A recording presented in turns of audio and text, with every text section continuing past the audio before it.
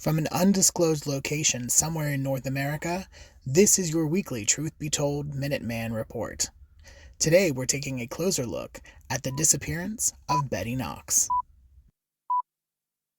Betty Knox was born in 1842 in the Laurel Mountains of southwestern Pennsylvania. Her mother died in 1845 when she was just 3 years old.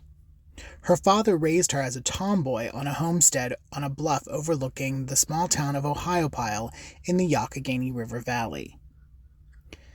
By all accounts, Betty Knox was a beautiful young woman with auburn hair and bright blue eyes. She was a hard worker and was known for her free-range training of the farm animals.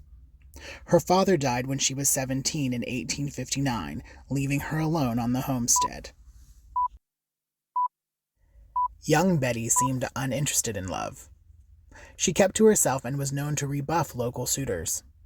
She was content to work on the homestead and take her ox-drawn cart and collect grain from the local farmers to make a local mill run.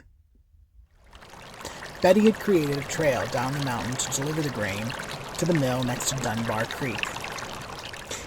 In the autumn of 1862, when she was 20, she found a wounded Union soldier on the path. She brought him back to the homestead to nurse his wounds. They fell in love. When he died less than a year later, she buried him on the bluff next to her father. In the autumn of 1878, Betty failed to make the grain run. A search party was sent out. They found the homestead deserted. They searched the trail down the mountain to the Dunbar Mill and back twice. She was gone. In the spring of 1879, a group of children were playing in the woods and discovered the remains of Betty's ox chained to a tree. Betty trained her animals to be free-range, and she never tethered them. The ox was found in an area that had been thoroughly searched the fall before. While there are no local records for a Betty Knox, there are records for Elizabeth Tharp, a young woman who was also born in 1842, whose details match those of Knox, and who disappeared in 1878.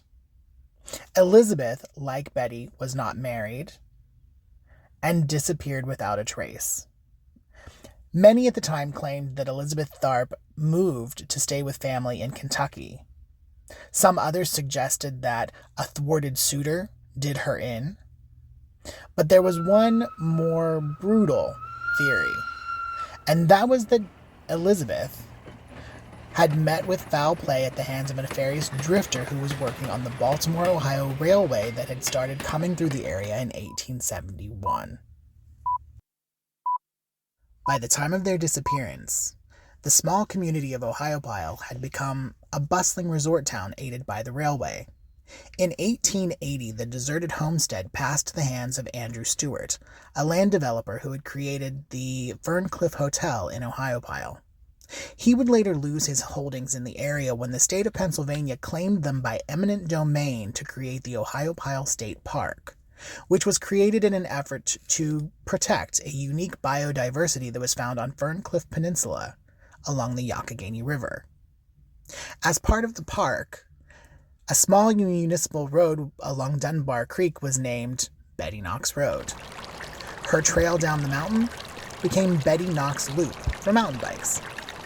And the homestead is Tharp Knob, a picnic area and overlook. Local legend claims the spirit of Betty Knox haunts the mountain trail she used to traverse the mountainside. Hunters and fishermen claim to see a ghostly figure leading an ox and cart through the morning fog along Dunbar Creek. And young lovers who happen to find their way to Betty Knox Road claim to hear her name whispered on the wind when parking. We may never know what became of Betty Knox, née Elizabeth Tharp, but her spirit and name live on. This has been your weekly Truth Be Told Minuteman report. If you have a hot tip or story idea, email us at reportminuteman@gmail.com. Again, that's reportminuteman@gmail.com. And don't forget to tune in for a new episode of Truth Be Told, hosted by Tony Sweet, every Friday at 3 p.m. on ubngo.com.